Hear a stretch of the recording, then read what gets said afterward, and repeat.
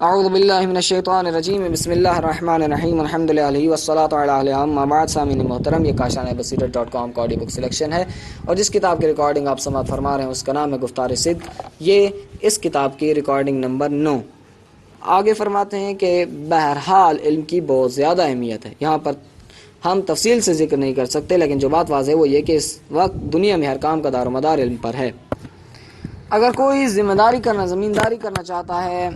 کسان بننا چاہتا ہے یا کوئی تجارت کا پیشہ اختیار کرنا چاہتا ہے تو ان سب امور کا دار و مدار علم پر ہے. اسلامی لحاظ سے بھی ہمارے بزرگان اور علماء فرماتے ہیں کہ انسان کے 3 پہلو ہیں. ایک پہلو اس کی طبیعت، دوسرا اس کے احساسات اور جذبات اور عواطف، اور تیسرا پہلو عقل اور کلی ادراکات. اسلام نے تینوں پہلوؤں کو ملحوظ نظر رکھا ہے اور ان کے لیے انتظام فرمایا ہے. مثلا طبیعت کے لیے اسلام میں علم فقہ ہے جو آپ کو یہ بتاتا ہے کہ آپ کو کیا کرنا چاہیے اور کیا نہیں کرنا چاہیے. اس میں ایک مکلف کے وظائف اور اس کی ذمہ داریاں بیان کی گئی ہیں. خدا مکلف ہے اور ہم مکلف ہیں،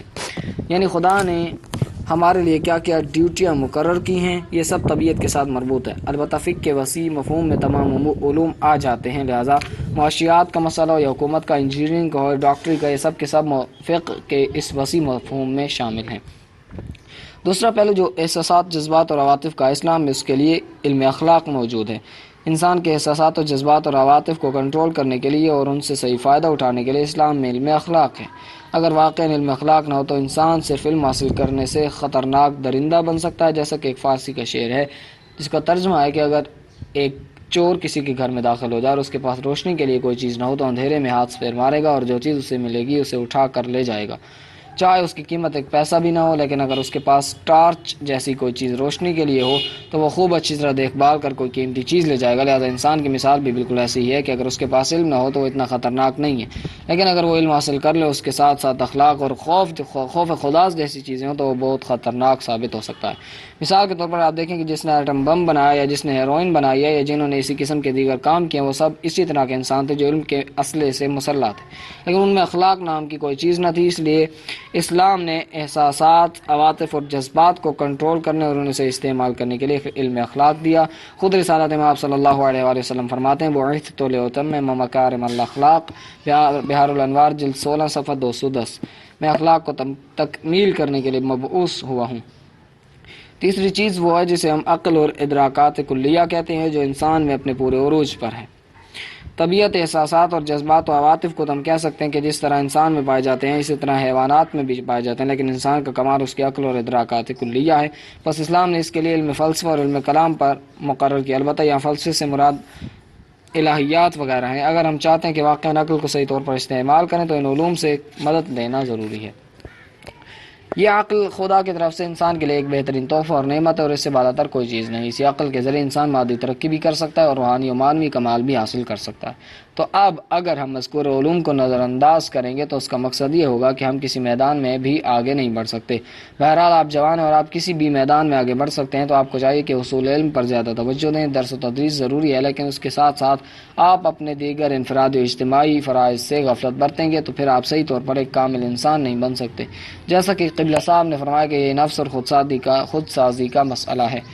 اگر آج ہم ایک طالب علم ہیں تو ابھی ہمارے لیے خطرناک مرحلہ نہیں آیا. اگر ہم اس وقت اپنے نفس کو کنٹرول نہیں کریں گے تو جب ہمارے ہاتھ میں کوئی مقام، عہدہ یا کرسی آئے گی تو اس وقت ہم اسے کنٹرول نہیں کر سکیں گے. ابھی آپ کے لیے موقع ہے کہ آپ اپنے نفس کو کنٹرول کریں اور اس کو کنٹرول کرنے کے لیے پروگرام بنائیں. آپ کی تنظیم نے آپ کے لیے خودسازی وغیرہ کا جو بڑا پروگرام بنایا اس میں بھرپور طور پر شریک ہوں اور اسی طرح اجتماعی مسائل کو بھی وقت دیں. دیکھیں اگر آج ہم تنظیمی مراحل سے گزر رہے ہیں تو ایک تنظیم سے وابستہ ہیں، تو اگر اس وقت ہم نے اپنے نفس کی طرف توجہ نہ دی تو یہ موقع ہمیں کبھی نہیں ملے گا. اس دن بھی میں تصور بھائی اور دیگر رفقا سے یہ عرض کر رہا تھا کہ آج کل سید مہدی ہاشمی جیل میں اور انشاءاللہ چند دن کے بعد اسے پھانسی ہو جائے گی. تو اس کے حوالے سے میں یہ عرض کر رہا تھا کہ اس بدبخت نے اپنے اعترافات میں یہ بات کی ہے کہ میں یہ خیال کرتا تھا کہ جو کچھ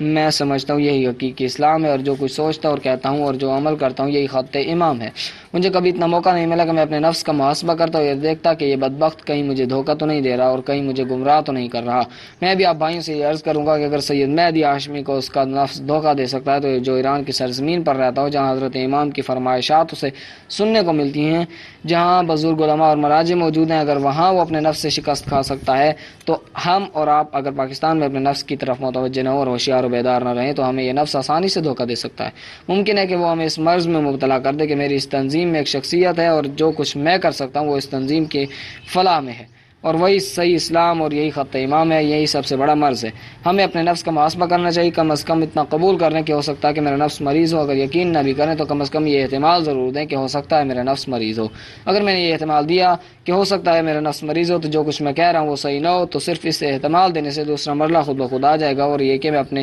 اس شک کے بارے میں تحقیق کروں گا اور یقین حاصل کروں گا۔ بس آپ برادران عزیز کی خدمت میں یہی گزارش کروں گا کہ آپ اپنے نفس سے ہوشیار و بیدار رہیں، اس پر کبھی حسن ظن اور اعتماد نہ کریں۔ ممکن ہے کہ آپ اس پر یوں اعتماد کریں کہ الحمدللہ میں 4-5 سال سے اس تنظیم میں کام کر رہا ہوں اور میرے واجبات کبھی قضا نہیں ہوئے، یا میں فلاں کام کرتا ہوں وغیرہ وغیرہ، پس گویا میں اپنے نفس کو کنٹرول کر لیا، اس کے بعد وہ مجھے کبھی دھوکہ نہیں دے سکتا۔ پھر آپ کو ہوشیار و بیدار رہنا چاہیے، کیونکہ انسان جب سے مکلف ہو جاتا ہے، یعنی جب سے وہ بالغ ہوتا ہے، اس سے لے کر مرنے تک ہر لمحہ انسان کے پھسلنے کا خطرہ ہوتا ہے۔ لہٰذا مومن کی خصوصیت یہ ہے کہ وہ ہمیشہ خوف و رجا کی حالت میں زندگی بسر کرتا ہے۔ جس طرح وہ خدا کی رحمت سے مایوس نہیں ہوتا، وہ وہاں اپنے نفس سے بھی ہمیشہ ہوشیار و بیدار رہتا ہے، اور اسے ہر قسم کا ہر وقت یہ ڈر لگا رہتا ہے کہ ہو سکتا ہے کہ میں نے اپنے فریضوں کو انجام نہ دیا، اور ہو سکتا ہے کہیں مجھے میرے نفس نے دھوکہ دیا ہو یا بعد میں مجھے دھوکہ دے دے۔ لہذا وہ اسی خوف و رجا میں زندگی بسر کرتا ہے، نہ ہمیشہ رجا کی حالت میں رہتا ہے اور نہ ہی ہمیشہ خوف کی حالت میں رہتا ہے، بلکہ دونوں کے درمیان زندگی بسر کرتا ہے۔ بس برادر عزیز، اگر ہم یہ احساس کر لیں کہ نفس ہمیں دھوکہ دے سکتا ہے تو ہمیں اس کی اصلاح کی فکر ہونی چاہیے۔ میرے خیال میں ہم خود ابھی بیٹھ کر یہ قضاوت کر سکتے ہیں کہ کیا آج ہماری تنظیم میں کچھ اختلافات ہیں یا نہیں۔ یقیناً اختلافات ہیں، آپ 1000 بار کہیں ہمیں اختلافات نہیں، لیکن جو لوگ تنظیم سے باہر ہیں وہ کہتے ہیں کہ ان کے درمیان اختلافات موجود ہیں۔ بس اگر یہ اختلافات پائے جاتے ہیں تو اس بات پر دلیل ہے کہ ہم اور آپ نفس کے تابع ہیں اور ہم نے اپنے نفس کو کنٹرول نہیں کیا ہے۔ اگر ہم نے اور آپ نے اپنے نفس کو کنٹرول کیا ہوتا تو ہم اور آپ آپس میں اختلافات کیوں کرتے اور یہ آپس میں گروہ بندیاں کیوں ہوتی؟ مثلا میں کہتا ہوں کہ آپ غلط سوچتے ہیں اور آپ مجھے کہتے ہیں کہ آپ غلط سوچتے ہیں، تو اس کا مطلب یہ کہ میں اپنی جگہ پر اس مرض میں مبتلا ہوں کہ جو کچھ میں سوچتا ہوں وہ اس تنظیم کے مفاد میں ہے، اور آپ بھی اسی مرض میں مبتلا ہیں کہ جو کچھ آپ سوچ رہے ہیں یہی اسلام ہے۔ یہ بات غلط ہے، آپ ہوشیار و بیدار ہو جائیں۔ اگر واقعی ہمارے درمیان اختلاف اسی طرح باقی رہا اور یہ گروہ بندی باقی رہی تو مستقبل میں اس کے خطرناک نتائج برآمد ہو سکتے ہیں۔ اس لیے ہم آپ سے یہی کہتے ہیں کہ ہر شخص اپنے دوسرے بھائی کی نسبت خود اپنے اوپر زیادہ بدگمان ہو۔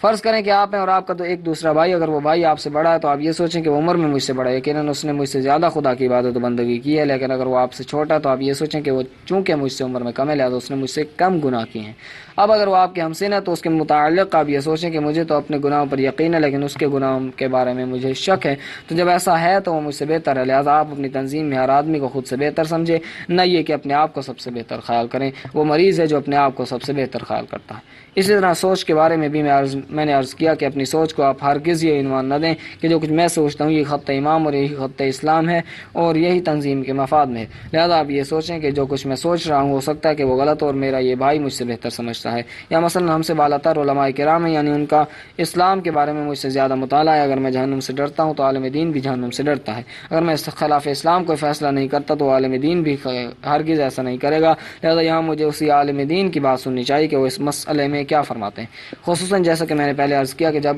ہم سمجھتے ہیں کہ ہماری یہ تنظیم ایک اسلامی تنظیم ہے اور اسلام کے اسپیشلسٹ یعنی علماء اور فقہاء ہیں تو ہمیں انہی کی طرف رجوع کرنا چاہیے۔ اگر ان مسائل میں آپ یہ سوچیں گے کہ جو کچھ ہم کر رہے ہیں وہ صحیح ہے نہ کہ وہ جو علماء کہتے ہیں تو یہ ہمارے لیے ایک بہت بڑا المیہ ہوگا۔ اس لیے ہم آپ کو یہی نصیحت کرتے ہیں اور آپ سے توقع رکھتے ہیں کہ آپ ہمیشہ دوسرے بھائیوں کے بارے میں حسن ظن رکھیں اور ان کے اعمال کو اپنے سے بہتر قرار دیں، اور اگر فکری لحاظ سے آپ ان کو بہتر نہیں سمجھتے تو کم از کم اپنے بارے میں یہ احتمال دیں کہ ہو سکتا ہے میں غلط سوچ رہا ہوں یا اشتباہ کر رہا ہوں۔ والسلام علیکم ورحمۃ اللہ وبرکاتہ۔ اس کے بعد ہے امامی آرگنائزیشن اسکردو کے جوانوں سے قائد شہید کا خطاب۔ بسم اللہ الرحمن الرحیم، الحمد للہ رب العالمین والصلاة والسلام علی رسول اللہ وعلی آلہ آل اللہ واللعنۃ الدائمۃ علی اعدائہم اعداء اللہ من الآن الی یوم لقاء اللہ وبعد، فقد قال العظیم اعوذ باللہ من الشیطان الرجیم والذین جاہدوا فینا لنہدینہم سبلنا، عنکبوت آیت نمبر 69۔ سب سے پہلے تو میری یہ خوشی کی بات ہے کہ اس وقت میں بلتستان اور خصوصاً امامیہ آرگنائزیشن اسکردو کے پاک جوانوں کے درمیان بیٹھا ہوں،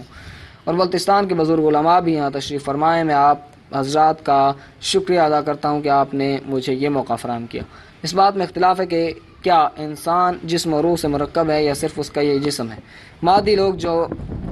میٹا فزکس اور ماورائے طبیعت امور پر یقین نہیں رکھتے۔ وہ کہتے ہیں کہ اس کا سب کچھ یہی جسم ہے، اس کا یہی ایک پہلو ہے، اور جب وہ مر جاتا ہے تو بالکل ختم ہو جاتا ہے۔ جبکہ وہ لوگ جو موحد ہیں ان کے نزدیک انسان جسم اور روح سے مرکب ہے، اور جب انسان مرتا ہے تو مسئلہ یہیں ختم نہیں ہو جاتا بلکہ اس کی روح باقی رہتی ہے آخرت میں، اور یہ سب چیزیں اسی طرح ہیں۔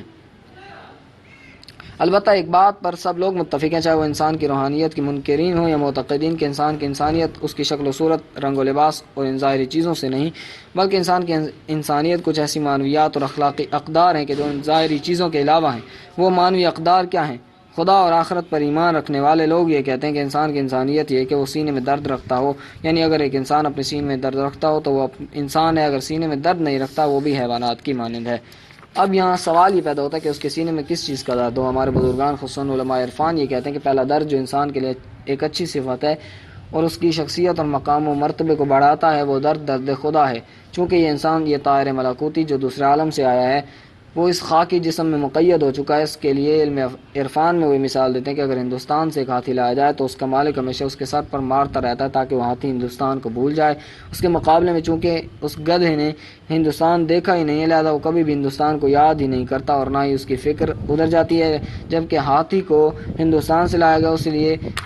اسے ہمیشہ اپنے ملک کی یاد ستاتی رہتی ہے، لہذا اس کا مالک مجبور ہوتا ہے کہ اس کے سر پر مارے تاکہ وہ ہندوستان کو بھول جائے۔ یہ انسان دوسرے حیوانات سے الگ ہے، یہ انسان عالم ملکوت سے آیا ہے۔ وَنَفَخْتُ فِيهِ مِن رُوحِي، سورہ حجر آیت نمبر 29۔ یہ روح خداوند متعال کی طرف منسوب ہے۔ جب خدا نے اسے اپنی طرف نسبت دی ہے، یہ خدائی روح ہے جو انسان میں ڈال دی گئی ہے، خدا کا بہت بڑا عطیہ و انعام ہے جو دوسرے حیوانات میں نہیں ہے۔ دوسرے حیوانات کے برعکس چونکہ یہ انسان عالم بالا سے آئے، لہذا یہ ہمیشہ اسی عالم بالا کے فراق میں مبتلا رہتا ہے اور ہمیشہ پریشان، ناراحت اور مضطرب ہے۔ دنیا کی مادی چیزیں وقتی طور پر اسے مصروف تو رکھ سکتی ہیں، لیکن جب بھی انسان ان دنیاوی مادی چیزوں اور دنیاوی لذتوں سے فارغ ہوتا ہے تو پھر اسے خدا کی یاد آتی ہے، اور یوں اسے عالم ملکوت اور عالم بالا کی یاد ستاتی ہے۔ یہی وجہ کہ انسان اس دنیا میں مضطرب و پریشان ہے۔ انسان کو ذکر خدا کے علاوہ دنیا کی کوئی چیز اطمینان و سکون فراہم نہیں کر سکتی۔ الا بذکر اللہ تطمئن القلوب، سورہ رعد آیت نمبر 28۔ بس یہ انسان جس عالم سے آیا ہوا ہے ہمیشہ خدا کے فراق میں مضطرب رہتا ہے، جس کے نتیجے میں یہ سکون کی تلاش میں نکلتا ہے اور یوں یہ عبادت کی طرف مائل ہوتا ہے، اور اسے خدا کی عبادت و بندگی میں لذت اور آرام و سکون ملتا ہے، اسے خدائی درد کہتے ہیں۔ اگر آپ ائمہ اطہار علیہ السلام کی تاریخ کا مطالعہ فرمائے، خصوصاً علی ابن ابی طالب علیہ السلام کو دیکھیں کہ جب وہ عبادت میں مصروف ہوتے تھے تو دنیا و ما فیہا سے غافل ہو جاتے تھے، گویا وہ اپنے پورے وجود کے ساتھ خدا کی طرف متوجہ ہوتے تھے۔ ایک چھوٹا سا واقعہ ہے کہ کوئی عابد خدا کی عبادت کیا کرتا تھا، سحر خیز تھا، یعنی رات کو بیدار رہتا، نماز پڑھتا تھا، یا رب یا رب یا اللہ کا ورد کرتا رہتا۔ ایک دن شیطان اس کے پاس آیا، اس سے کہنے لگا اگر آپ نے اتنا کسی اور کو پکارا ہوتا تو کم از کم 1-2 مرتبہ تو آپ کو وہ جواب دے دیتا۔ دیکھیں آپ کتنے سالوں، 60 یا 70 سالوں سے مثلاً آدھی رات کو اٹھتے ہیں، یا رب یا رب یا اللہ کا ورد کرتے ہیں، لیکن کیا تم نے کبھی سنا ہے کہ خدا کی طرف سے لبیک کا جواب آیا؟ اس نے سوچا اور کہا کہ واقعاً تم ٹھیک کہتے ہو، میں تو آدھی رات کو اٹھتا ہوں، سحر خیز عبادت کرتا ہوں، خدا کو پکارتا ہوں، لیکن اس کی طرف سے کوئی جواب نہیں ملتا۔ شیطان نے کہا کہ پھر کیوں تم اپنے آپ کو پریشان کرتے ہو، تھکاوٹ کا شکار ہوتے ہو، اس عبادت کو اور کوئی اور کام کر لو۔ اس بدبخت عابد کو یقین آ گیا کہ یہ ٹھیک کہہ رہا ہے، اور اس کے کہنے پر اس نے عبادت ترک کر دی۔ ایک رات عالم خواب میں ایک ہاتف نے اسے کہا کہ اے فلاں تم نے عبادت کیوں چھوڑ دی؟ اس نے جواب دیا کہ میں ایک مدت سے عبادت میں مصروف تھا، خدا کو پکار رہا، لیکن آج تک مجھے ایک بار بھی جواب نہیں ملا، تو میری اس عبادت کا کیا فائدہ ہے؟ اس پر اس ہاتف نے کہا کہ میں مامور کیا گیا ہوں کہ تمہیں اس بات کا جواب دوں۔ خدا فرماتا ہے کہ ہم نے تمہارے دل میں جو یہ سوچ ڈال دی کہ تم آدھی رات کو اس وقت اٹھو جب دوسرے لوگ اپنے بستروں پہ سو رہے ہوں، جو تمہارے دل میں خدا اور اس کی عبادت و بندگی سے عشق و محبت ہے، اور یہ سوچ جو ہم نے تمہارے دل میں ڈالی ہے یہ تمہاری عبادت کے جواب میں ہماری طرف سے لبیک ہے۔ بس انسان عبادت کی طرف توجہ کر لے تو یہ اس کی انسانیت ہے، یعنی انسان ہے جو واقعاً درد خدا رکھتا ہو، جو عبادت کرتا ہو اور خدا کے ساتھ راز و نیاز کرتا ہو۔ اس لحاظ سے میں آپ جوانوں میں ایک چیز اچھی دیکھتا ہوں، اور آج ہی شب جمعہ آنے والی ہے۔ آج پورے ملک میں کتنے جوان ہوں گے؟ یقیناً لاکھوں اور کروڑوں کی تعداد میں موجود ہوں گے، لیکن ان میں سے جو اہل بیت کے ساتھ مربوط ہیں، یہی آئیو اور ISO کے جوان ہیں جو شب جمعہ مسجد امام بارگاہ یا مدرسے میں جمع ہو کر دعا کمیل پڑھتے ہیں، یا رب کہتے ہیں۔ خداوند متعال نے آپ کے دل میں یہ جو سوچ ڈال دی ہے، آپ اس کا شکر ادا کریں کہ خدا نے آپ کو توفیق عطا فرمائی ہے۔ اتنے اتنے ہزاروں اور لاکھوں جوان ہیں جو سڑکوں پر فارغ پھرتے ہیں، کوئی سینما ہال جاتا ہے تو کوئی ویسے آوارہ گردی کرتا ہے، غرض ہر ایک جوان کسی نہ کسی چیز میں مصروف ہے۔ اگر مسجد امام بارگاہ کی طرف آتے ہیں تو وہ آپ لوگ ہیں۔ یہ سوچ جو خدا نے آپ کے دل میں ڈال دی ہے، آپ اس کا شکریہ ادا کریں۔ آپ کے دل میں موجود یہ درد خدا یہ آپ کی انسانیت ہے۔ مال و دولت اور حسن وغیرہ انسان کی انسانیت نہیں لاتے۔ اسی طرح دوسرا درد خلق خدا ہے، یعنی انسان کے دل میں مخلوق خدا کے لیے درد ہو۔ آپ معاشرے پر نظر دوڑائیں تو کچھ لوگ آپ کو ایسے ملیں گے کہ جنہیں صرف اور صرف اپنی فکر ہوتی ہے۔ وہ چاہتے ہیں کہ وہ خوب کھائیں پئیں اور انہیں کوئی تکلیف نہ ہو، نہ گرمی نہ بھوک نہ پیاس، بس آرام و سکون سے زندگی گزاریں۔ صبح سویرے اٹھتے ہیں، نہا دھو کر شیو کر کے خوب بن ٹھن کر باہر چلے جاتے ہیں۔ انہیں یہ فکر نہیں کہ ان کے گھر میں بھائی بہن اور بھی ہیں یا ان کے رشتہ دار ہمسائے اور ہم وطن ہیں۔ انہیں اپنے علاوہ کسی کی کوئی فکر نہیں، جبکہ اس کے مقابلے میں بعض لوگ ایسے ہیں کہ جن کی فکر اس سے کچھ بلند ہے اور ان کے دل میں ان لوگوں کے لیے کچھ درد ہے جو ان کے ساتھ خون میں شریک ہے، یعنی خونی لحاظ سے جو اس کا بھائی ہے یا اس کا رشتہ دار ہے۔ اس کے لیے ایسے شخص کے دل میں ہمدردی کے جذبات پائے جاتے ہیں، اس سے بڑھ کر اسے کسی اور کی فکر نہیں ہوتی۔ یہ لوگ جو آج قومیت کا نعرہ لگاتے ہیں، مثلا پختون صرف پختونوں کی بات کرتا ہے، سندھی صرف سندھیوں کی،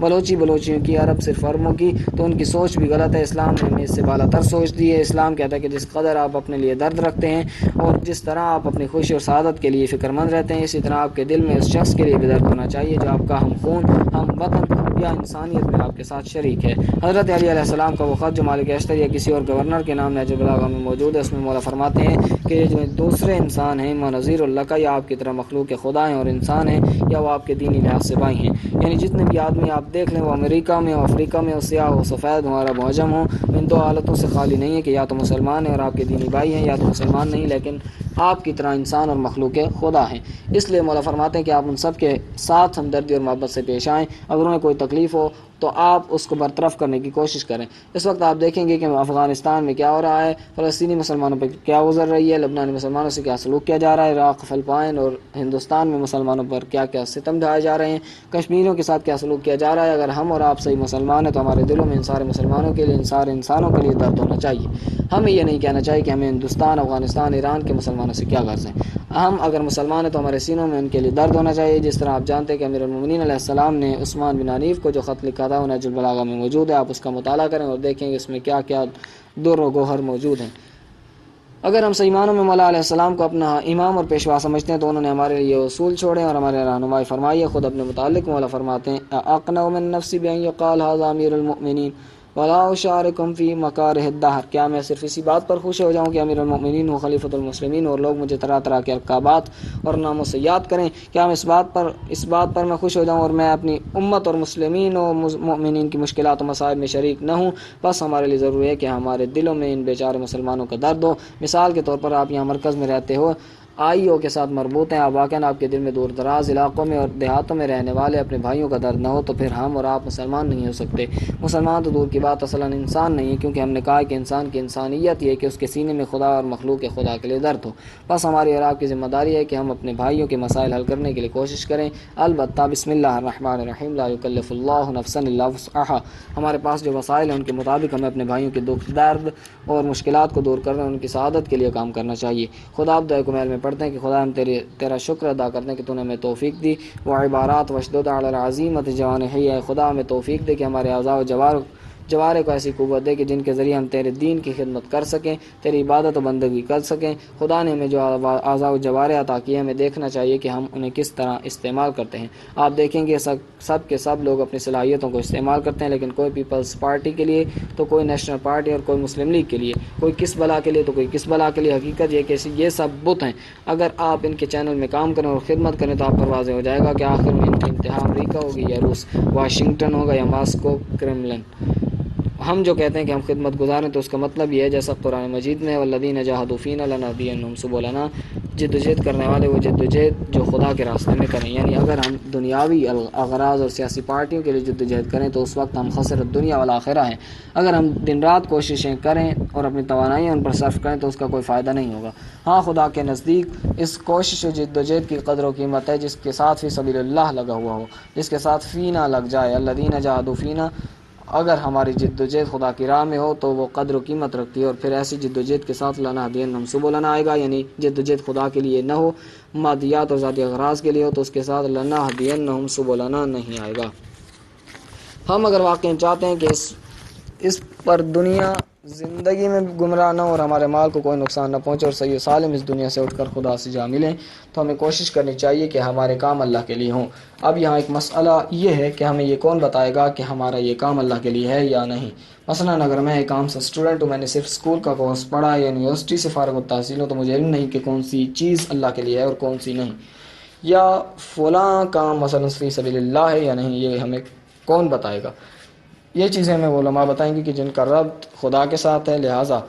ہمیں ان کی طرف رجوع کرنا چاہیے۔ ایک کام کے اسلامی یا غیر اسلامی ہونے کا یا اس کام پر خدا کے راضی یا ناراض ہونے کے بارے میں تشخیص دینے کے لیے ہمیں علماء کی طرف رجوع کرنا چاہیے۔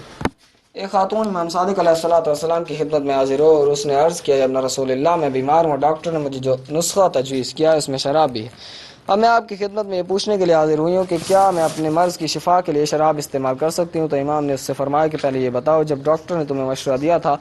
کہ مرض کو ختم کرنے کے لیے شراب پیو، تو کیا تم نے ڈاکٹر کی بات مانتے ہو کچھ شراب پی ہے؟ تو اس نے عرض کیا، ابن رسول اللہ، یہ کیسے ہو سکتا ہے کہ میں آپ کو اپنا ایمان مانوں اور آپ سے پوچھے بغیر کسی اور کی بات پر عمل کر لوں؟ جو کام بھی کروں گی آپ سے پوچھ کر اور آپ کی اجازت سے انجام دوں گی۔ اگر آپ نے منع کیا تو اسے انجام دوں گی، اگر آپ نے منع کیا تو اسے ہرگز انجام نہیں دوں گی، اس لیے کہ کل جب مجھے خدا کی عدالت میں پیش کیا جائے گا اور یہ سوال ہوگا کہ یہ کام تم نے کیوں کیا اور فلاں کام کیوں نہیں کیا، تو میرے پاس یہ جواب ہوگا کہ یہ کام چونکہ تیری حجت امام صادق نے میرے لیے جائز قرار دیا تھا، اس لیے میں نے اسے انجام دیا، اور اس کام سے چونکہ انہوں نے منع کیا تھا اس لیے میں نے اسے بجا نہیں لایا۔ امام علیہ السلام نے یہ کہتے ہوئے شراب پینے سے منع کیا کہ خدا نے حرام چیز میں شفا نہیں رکھی۔ اب اگر ہم اور آپ واقع شیعہ ہیں تو اس وقت غیبت کبریٰ کا زمانہ ہے اور امام معصوم ہماری نظروں سے اوجھل ہیں۔ اس وقت ہمیں ان فقہاء و مجتہدین کی طرف رجوع کرنا چاہیے کہ جن کی ہم تقلید کرتے ہیں، اب جب کہ وہ بھی ہم سے دور ہیں، ہم پاکستان میں رہتے ہیں اور وہ ایران عراق میں، تو اب ہمیں ان کے نمائندہ بافضیلت و باتقویٰ علماء ربانی کی طرف رجوع کرنا چاہیے جو ہمارے درمیان موجود ہیں۔ جو بھی مسئلہ علماء سے پوچھیں اور یہ کام کریں کہ یہ نہ کریں، اگر وہ کہیں کہ اسے انجام دیں تو کریں، اگر کہیں کہ بھائی یہ کام خلاف شرع ہے تو اسے نہ کریں، تو پھر ہمیں اس پر اصرار نہیں کرنا چاہیے۔ بنابراً اگر ہم واقعا مسلمان ہیں اور ہماری عقیدہ ہے کہ جو بھی کام ہمیں کرنا وہ ایسا ہو جس سے خدا رسول راضی ہوں، تو اس سلسلے میں ہمیں علماء کی طرف رجوع کرنا ہوگا۔ اور آپ کی خوش قسمت یہ کہ یہاں بلتستان میں الحمدللہ جید بافضیلت و باتقویٰ متعہد علماء موجود ہیں۔ اگر آپ کا کوئی مسئلہ ہو تو یہ صحیح طور پر بتائیں گے، اور اس کے ساتھ ساتھ میں علماء کی خدمت میں بھی یہ عرض کروں گا کہ یہ جوان آپ کے سپاہی ہیں، آپ کا لشکر ہیں، اگر حکومت آپ سے ڈرے گی تو صرف اس وقت ڈرے گی کہ جب یہ سپاہی آپ کے ساتھ ہوں گے۔ اگر ان سے کوئی خطا یا غلطی ہو جائے تو آپ ان کی اصلاح فرما دیں، اگر ان کو اپنے آپ سے دور نہ کریں۔ آپ ہمیشہ ان کے سروں پر اپنا دشت شفقت رکھیں، جیسا کہ ہمارے امتحار اور فقہاء کرام کا بھی یہی شیوا رہا ہے۔ مجھے ابھی تک یاد ہے کہ ایک مرتبہ جب ایران میں ڈاکٹر شریعتی کے حوالے سے جوانوں میں کچھ اختلاف پیدا ہو گیا تھا، تو اس زمانے میں امام نے ایک تقریر کی تھی، وہ تقریر اب بھی صحیفہ نور میں درج ہے۔ اس میں امام نے علماء کو بھی نصیحت کی تھی کہ جوانوں کو بھی سمجھایا تھا اور انہیں کہا تھا کہ تمہیں علماء کے ساتھ مربوط ہونا چاہیے۔ اگر آپ کہتے ہیں کہ ہمیں علماء اور روحانیت کے بغیر اسلام چاہیے تو یہ بات غلط ہے، یہ استعمار کی سازش ہے، اس ذریعے سے وہ اسلام کو ختم کرنا چاہتا ہے، لہذا آپ کو چاہیے کہ آپ علماء سے مربوط رہیں۔ اسی طرح بعض علماء جو اس حوالے سے سخت تھے، امام نے ان کو بھی نصیحت فرمائی کہ یہ جوان اگر خطا کرتے ہیں تو یہ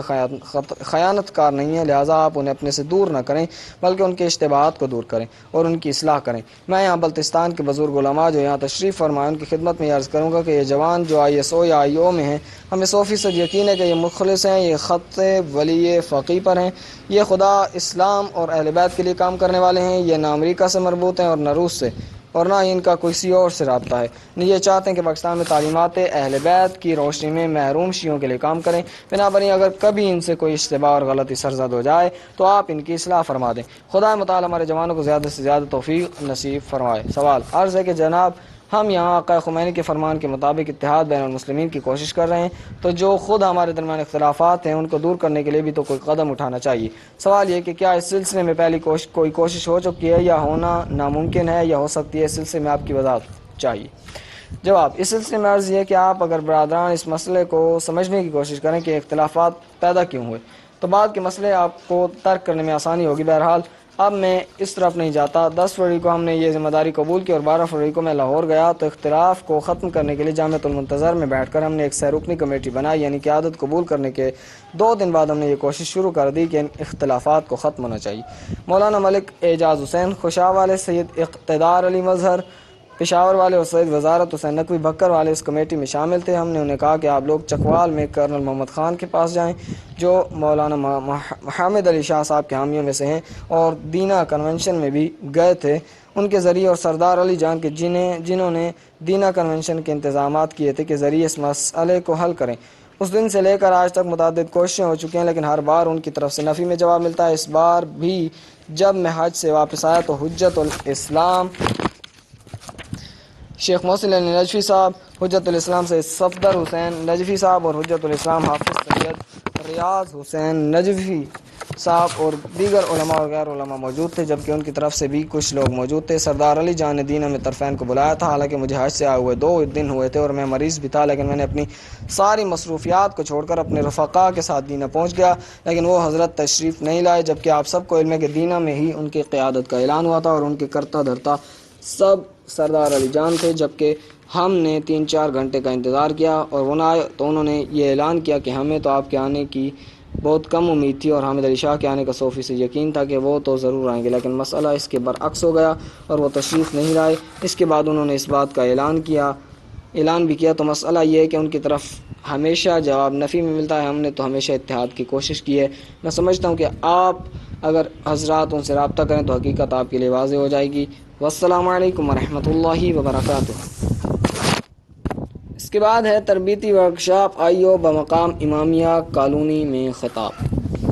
بسم اللہ الرحمن الرحیم، الحمد للہ رب العالمین والصلاة والسلام علی سید الاولین والآخرین خاتم النبیین بالقاسم محمد وعلی آلہ الطیبین الطاہرین المعصومین الہداۃ المہدیین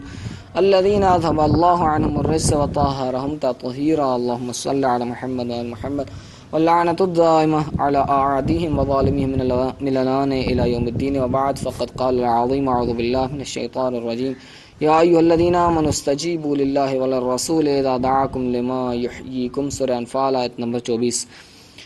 میں اس وقت درس دینے کے لیے نہیں آیا ہوں بلکہ صحیح معنوں میں نزدیک سے آپ کی زیارت کرنے کے لیے حاضر ہوا ہوں۔ الحمدللہ جب سے آپ کا یہ پروگرام شروع ہے، حتماً جید بزرگ اور متعہد علماء کرام نے مختلف موضوعات پر لیکچر دیے ہوں گے اور آپ نے بھی کاملاً ان سے استفادہ کیا ہوگا۔ میں ایک تو آپ کی زیارت کے لیے آیا ہوں اور دوسرا آپ کی خدمت میں کچھ عرائض پیش کرنے کے لیے حاضر ہوا ہوں، اور وہ یہ کہ میں نے بذات خود جب سے آئیو کو نزدیک سے دیکھا اور پہچانا ہے اور ان کے پروگراموں میں شرکت کی ہے تو میں اس پوزیشن میں ہوں کہ آئیو کی صلاحیت، دیانتداری، تعہد، نیکی اور پاکیزگی پر گواہ بنوں۔ خوب واضح ہے کہ انسان جب کسی کے حق میں یا اس کے خلاف بات کرتا ہے تو یہ صرف اس وقت ہو سکتا ہے کہ جس کے متعلق وہ بول رہا ہو اسے نزدیک سے پہچانتا ہو، اس کے بعد اس کی بات میں وزن ہوگا اور معتبر بھی ہوگا۔ میں آئیو کو ایک نیک، نظریاتی اور ایک متعہد تنظیم سمجھتا ہوں، اور اس تنظیم کے بعد افراد جن سے ہمارا رابطہ ہے اور ہم نے انہیں نزدیک سے دیکھا ہے، مستقبل میں ہم ان سے بہت زیادہ توقعات رکھتے ہیں۔ میں سمجھتا ہوں کہ اسلامی انقلاب کے بعد جس انداز میں اسلام کو پیش کیا جا رہا ہے وہ صحیح ہے، چونکہ انقلاب اسلامی کی کامیابی سے پہلے ہمارے یہاں کوئی اسلامی نظام موجود نہیں تھا اور ہم اسلامی نظام سے بہت دور چلے گئے تھے، اور ہمارے ذہنوں میں بہت سی ایسی باتیں تھیں کہ جن کا اسلام سے دور کبھی واسطہ نہیں تھا، جبکہ وہ باتیں ہمارے معاشرے میں اسلامی تصور کی جاتی تھیں۔ اب جب کہ اسلامی انقلاب کامیاب ہو چکا اور ہم کہہ سکتے ہیں کہ امام حسن علیہ السلام کے سلوک کے بعد سے اب تک پہلی مرتبہ صحیح معنوں میں دنیا کے اس گوشے میں اسلامی نظام قائم ہوا ہے، واضح ہے کہ امام حسن کے صلح سے لے کر اب تک تقریباً 1350 سال گزر چکے ہیں۔ اتنا طویل عرصہ ہم فاسد، ظالم، غاصب اور استعماری نظام کے نیچے دبے رہے ہیں، اور اب جب اچانک اسلامی نظام آیا تو اسے تحمل کرنے اور سمجھنے کے لیے خاص آمادگی کی ضرورت ہے، اور ہم سمجھتے ہیں کہ جو لوگ اس نظام پر اعتراضات کرتے ہیں ان میں کچھ تو معاند اور دشمن ہے اور اسلام کے ساتھ اناد کی وجہ سے وہ اعتراضات کرتے ہیں، جبکہ اکثر لوگ شاید معاند نہ ہوں لیکن وہ چونکہ اسلامی نظام کو صحیح معنوں میں درک نہیں کرتے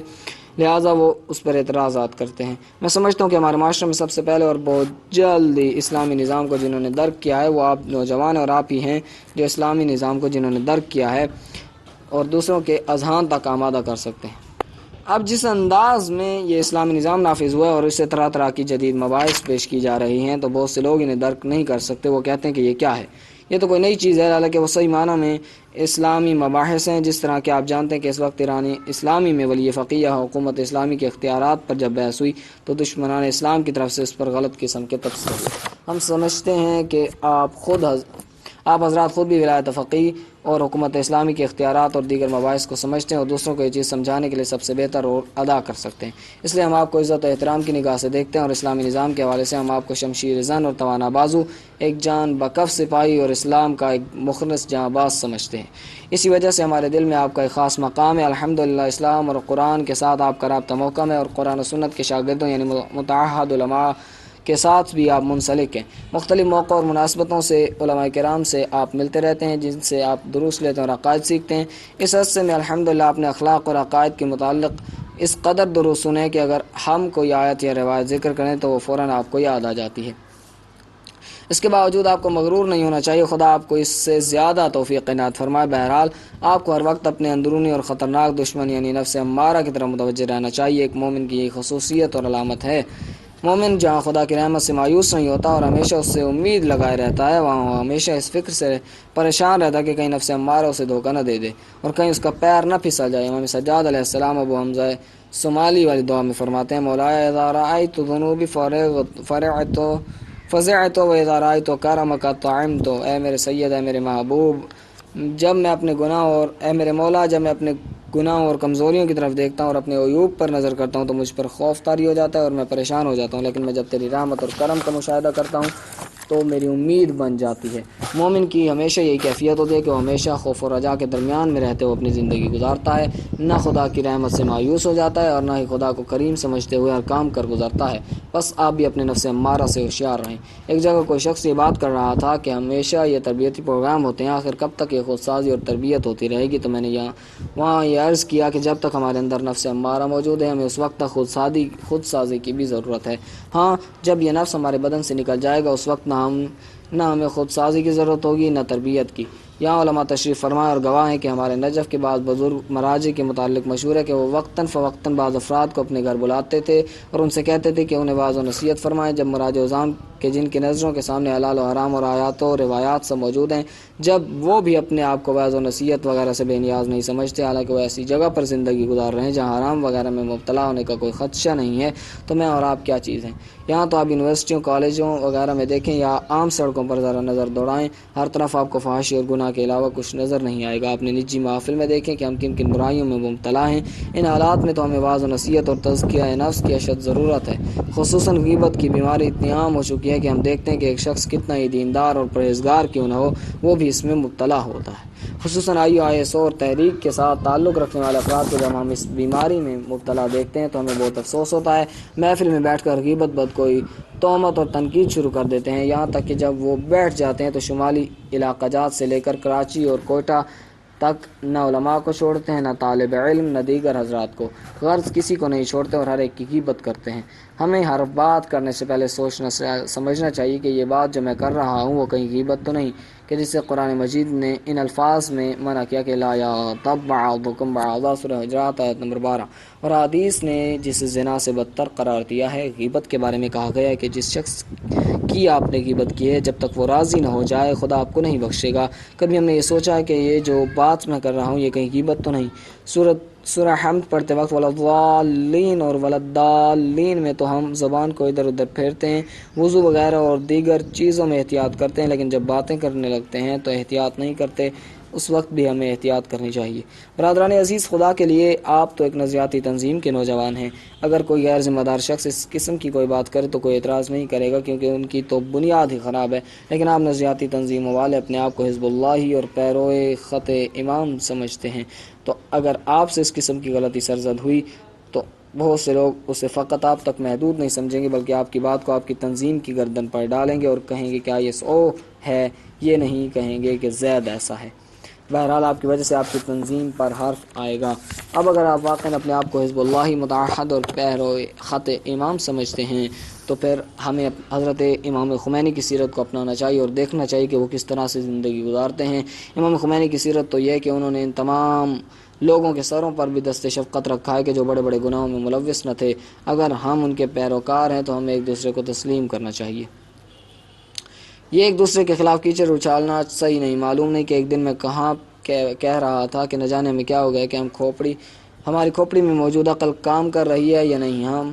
ایک کو کہیں گے کہ مثلا یہ استعماری ایجنٹ ہے، دوسرے کو کہیں گے یہ بہت سست ہے، تیسرے کو کہیں گے کہ حکومت کے ساتھ اس کے روابط ہیں، چوتھے کو کہیں گے مثلا اس کے والدین صحیح نہیں، اور اسی طرح ایک ایک کر کے سب کو جدا کر دیں گے، تو آخر میں ہم کتنے آدمی رہ جائیں گے؟ کیا تن و تنہا ہم یہاں پاکستان میں اسلامی نظام کے نفاذ کے لیے کچھ کر سکتے ہیں؟ ہمیں ہر شخص سے اس کی فکری استعداد کے مطابق کام لینا چاہیے۔ خود ختم مرتبت صلی اللہ علیہ وآلہ وسلم کے ساتھ جو صحابہ تھے ان میں سے مثلا کوئی 1 درجے کے ایمان والا تھا، کوئی 10 درجے پر فائز تھا، لیکن آپ نے اسلام کے لیے سب سے کام لیا۔ امیر المومنین علیہ السلام ایک حدیث میں فرماتے ہیں، وسائل الشیعہ میں موجود ہے کہ جن لوگوں نے ہمارے ساتھ جنگ کی، ہم اخواننا بغوا علینا، وہ ہمارے بھائی تھے جنہوں نے ہمارے خلاف بغاوت کی۔ اس کے بعد باوجود حضرت علی علیہ السلام نے بیت المال سے ان کا وظیفہ منقطع نہیں کیا۔ اگر ہمارے امام اور پیشوا ایسے ہیں تو ہمیں بھی ذرا وسعت قلب سے کام لینا چاہیے، اور کبھی کسی کے خلاف فتویٰ نہیں لگانا چاہیے کہ یہ ایسا ہے اور وہ ایسا ہے۔ اس وقت ہمیں آپس میں ہمانگی، اتحاد و اتفاق اور حقائق اسلام کو درک کرنے کی ضرورت ہے۔ آج بین الاقوامی سطح پر جو کام اسلام کے خلاف ہو رہا ہے، اگر ہم آپس میں متحد نہیں ہوں گے اور ایک دوسرے کو تسلیم نہیں کریں گے تو یقیناً ہم ان بین الاقوامی سازشوں کا کسی طرح بھی مقابلہ نہیں کر سکتے۔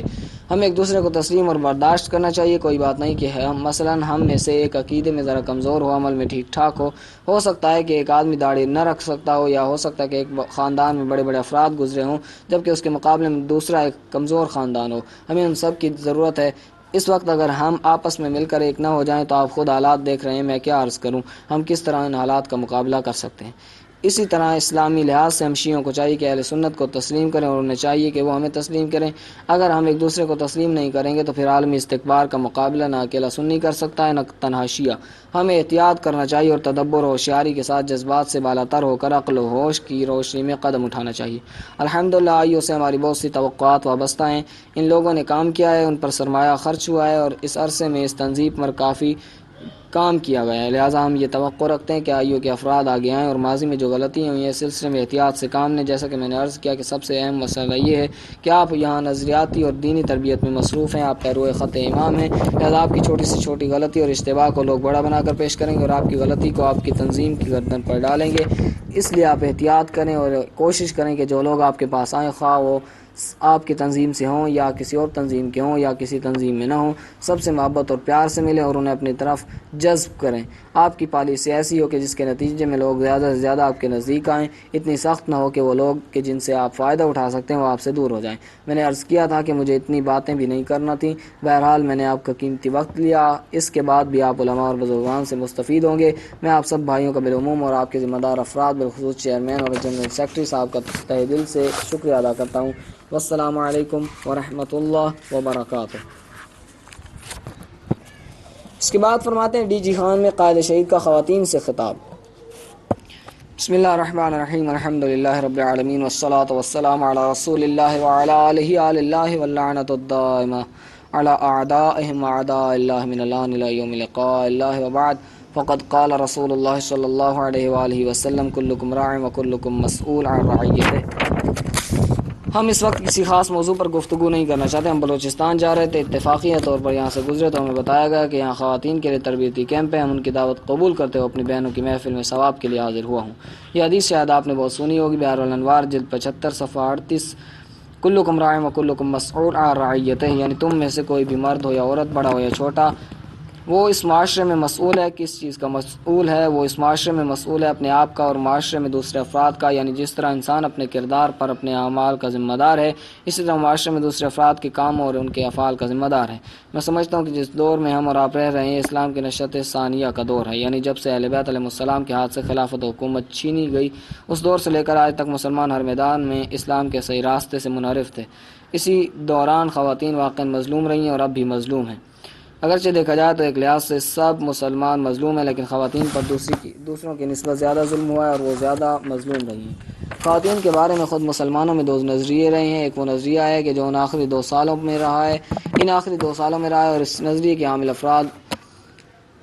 افراد کا شکار ہیں، اور دوسرا گروہ تفرید کا شکار ہے۔ پہلے نظریے کے علمبردار مغرب اور یورپ والے ہیں کہ جنہوں نے عورت کو اس کی اصلی راہ سے منحرف کر کے ہر میدان میں اس کا استحصال کیا، کبھی آزادی اور مساوی حقوق کے نام پر اور کبھی جمہوریت کے نام پر اس سے ظلم کیا۔ ہمارے مسلمانوں میں سے بھی کچھ غرب زدہ افراد نے مغرب اور یورپ سے متاثر ہو کر یہ کوشش کی کہ ہماری مسلمان بہنیں اور بیٹیاں بھی اس راہ کو اپنائیں۔ دوسرا گروہ کے جسے آپ تنگ نظر اور متعصب افراد کے نام سے بھی تعبیر کر سکتی ہیں، اس نے تفرید کا راستہ اپنایا، یعنی اصلاً خاتون کو معاشرے میں صرف چند چیزوں میں محدود کر دیا۔ آج کے دور میں جو کچھ ہو رہا ہے، اولاً تو خداوند متعال کا ارادہ ہے کہ ثانیاً قائد عظیم الشان رہبر مستضعفین جہاں حضرت آیت اللہ العظمیٰ امام خمینی کے وجود کی برکات سے اس وقت مسلمانوں میں بیداری پیدا ہو گئی۔ مسلمان متوجہ ہو گئے ہیں کہ ہماری کیا ذمہ داریاں ہیں اور ایک اسلامی معاشرے میں خواتین کا کردار اور ان کی ذمہ داریاں کیا ہیں۔ ہم سمجھتے ہیں کہ یہ سب امام خمینی کی زحمات کا نتیجہ ہے۔ آپ نے اخبارات میں پڑھا ہوگا یا ریڈیو سے سنا ہوگا کہ آج کل ترکی کی یونیورسٹیوں میں لڑکیاں پردہ کر کے کلاسوں میں جاتی ہیں، جبکہ وہاں کی لادینی حکومت نے پردہ دار لڑکیوں کے یونیورسٹی میں داخلہ ممنوع قرار دیا ہے، جس پر وہاں کی لڑکیوں اور طالبات اور ان کے گھر والوں نے احتجاج اور مظاہرہ کیا ہے۔ اسی طرح ملائیشیا میں خواتین دین کی طرف راغب اور مصر کی یونیورسٹیوں اور عام ماحول میں حجاب رائج ہو گیا ہے۔ اسی طرح تیونس اور مغرب کی بہت سی ریاستوں میں بھی صورتحال ہے۔ ہم یہ سمجھتے ہیں کہ یہ سب کچھ اسلام کی نشأت ثانیہ ہے۔ میں خود یہ سمجھتا ہوں کہ آپ بہنوں کا یہاں جمع ہونا اور 2-3 ماہ اپنی دیگر مصروفیات کو چھوڑ کر اس پروگرام میں شریک ہونا، دلچسپی لینا، اسے کامیاب کرنا اور آگے بڑھانا، یہ سب ہمارے لیے ایک نیک فعل ہے۔ اگر خواتین اپنی ذمہ داری صحیح طریقے سے ادراک کریں تو پورا معاشرہ صحیح ہو سکتا ہے۔ یوں تو فارسی کا ایک شعر ہے کہ چونکہ ہمارے گھروں میں نوجوانوں کو صحیح تربیت نہیں مل رہی ہے، وہاں سے ان کی ابتدا ہی غلط ہوتی تھی اور ان کے نتیجے میں وہ کس کے کام آ سکتے تھے، یا ماسکو کے یا واشنگٹن کے، اسلام کے کام نہیں آتے تھے۔ اب جس طرح ہماری بہنوں میں تعارف پیدا ہوا، ان میں بیداری آئی ہے اور وہ دین کی طرف راغب ہوئی ہیں، تو ایک نیک فعل ہے۔ ہم سمجھتے ہیں کہ اگر ہماری بہنوں نے اپنی ذمہ داری کا احساس کرتے ہوئے اس پر سختی سے عمل کیا اور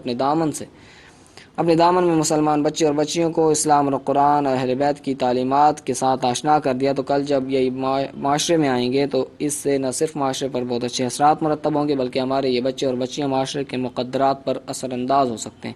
تو ہم یہ عرض کرتے ہیں کہ آپ نے واقعاً یہ اچھا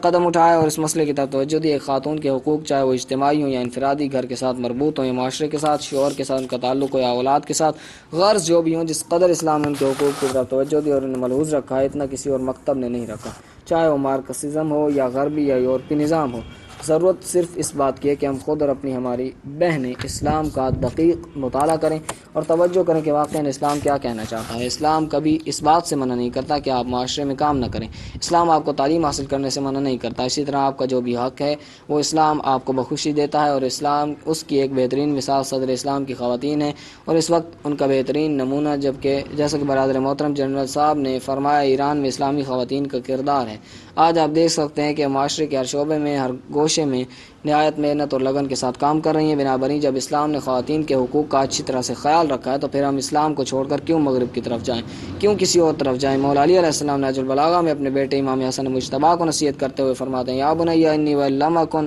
عمرت عمر من کان قبلی، بیٹا حسن اگرچہ مجھ سے پہلے جو لوگ گزر چکے ہیں، وہ جن کی مدت بہت طویل عمریں تھیں، نہ ان جیسی میری عمر ہے اور نہ ہی میں ان کے ساتھ رہ چکا ہوں، لیکن میں نے ان کے اعمال و کردار کا مطالعہ کیا اور ان کے آثار کو دیکھا ہے۔ اب میں یہ کہہ سکتا ہوں کہ جو کچھ میں کہوں وہ ایسے ہے کہ جیسے میں ان کے ساتھ زندگی بسر کر چکا اور ان کے اندر رہ چکا ہوں، اور اب میں تمہارے سامنے وہ سب کچھ بیان کرتا ہوں۔ تو ہم بھی آپ خواہران کی خدمت میں عرض کریں گے کہ آپ ذرا مغربی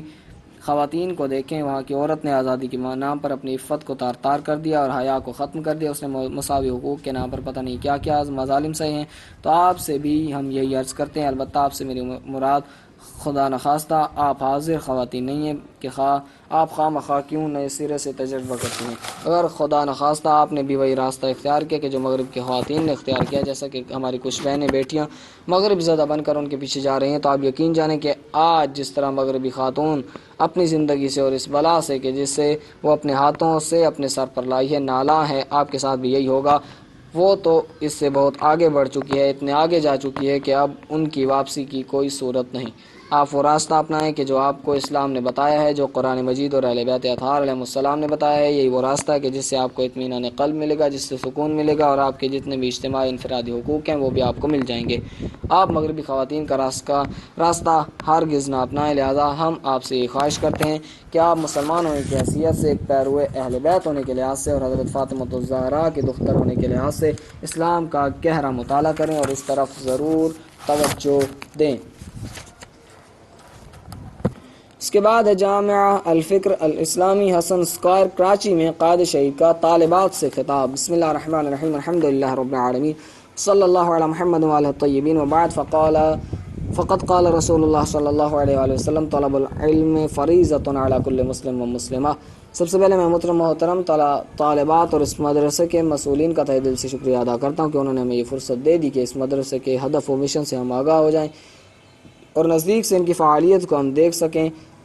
تاکہ ہم اس مدرسے کے متعلق دوسرے شہروں میں بھی اپنے بھائیوں اور بہنوں سے کچھ کہہ سکیں اور دوسرے شہروں میں بھی اس مدرسے کی طرز پر تربیتی اور تعلیمی اداروں کو تاسیس کیا جائے۔ اور ساتھ ہی ہم معذرت بھی چاہتے ہیں کہ ہم وقت پر حاضر نہ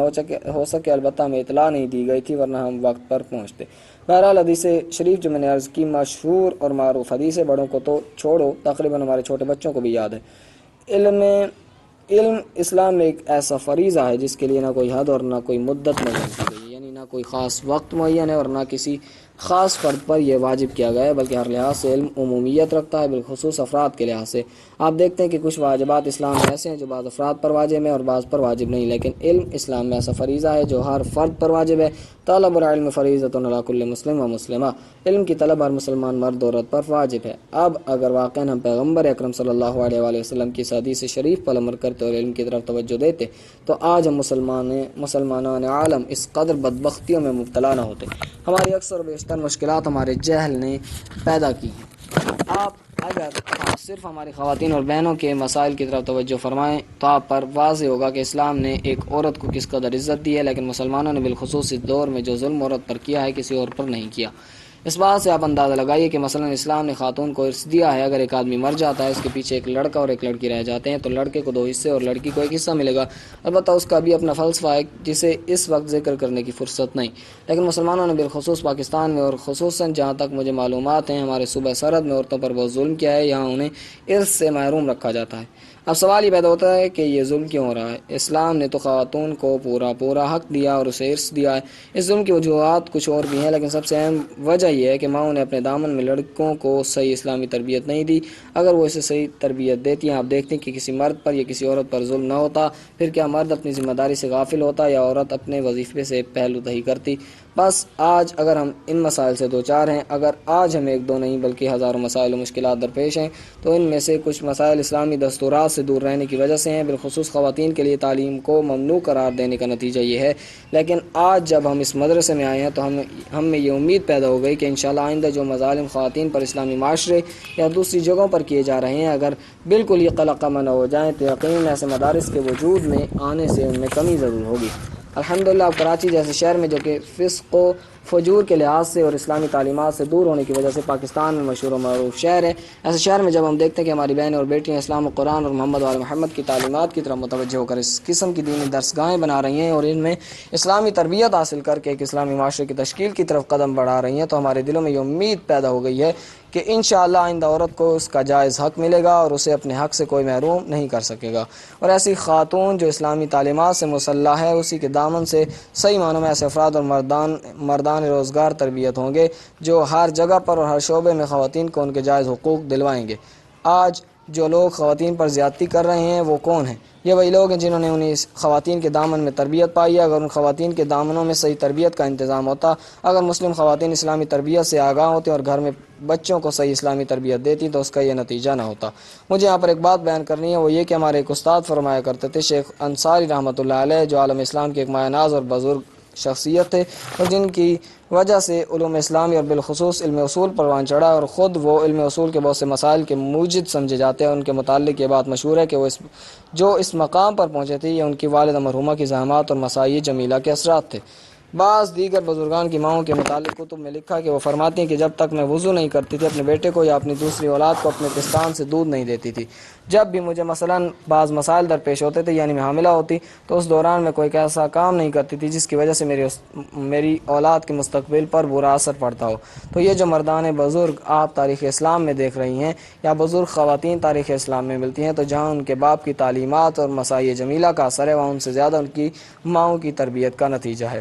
آج الحمدللہ کراچی کی سرزمین پر ایک اس قسم کا مدرسہ تاسیس ہوا ہے کہ جس سے خواتین کو اسلامی اور محمد آل محمد علیہ الصلوۃ والسلام کی تعلیمات کے ساتھ ساتھ ان کے اپنے وظائف سے آشنا کرنے کا پروگرام دیا جا رہا ہے۔ اسی طرح اور بڑے شہروں میں بھی الحمدللہ کچھ آثار نمودار ہو چکے ہیں، بلکہ میں آپ کی خدمت میں یہ بھی عرض کروں کہ آج پہاڑوں کے پیچھے ہماری کرم ایجنسی میں کہ جہاں ابھی تک یہ بات ایک مسئلہ ہے کہ ایک شوہر اپنی زوجہ کو خط نہیں لکھ سکتا، یا اگر اپنے ماں باپ کو خط لکھے تو اس میں اپنی بیوی کو سلام لکھ دے تو یہ جرم حساب کیا جاتا ہے۔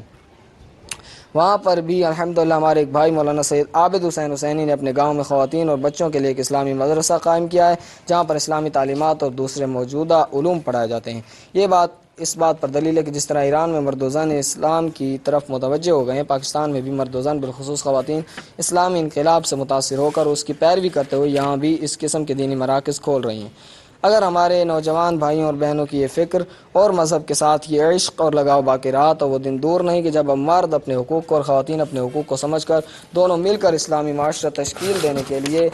کوشش کریں گے۔ اب میں اس سے زیادہ آپ کا وقت نہیں لوں گا، اور چونکہ ایک دوسرے پروگرام میں بھی جانا ہے، لہٰذا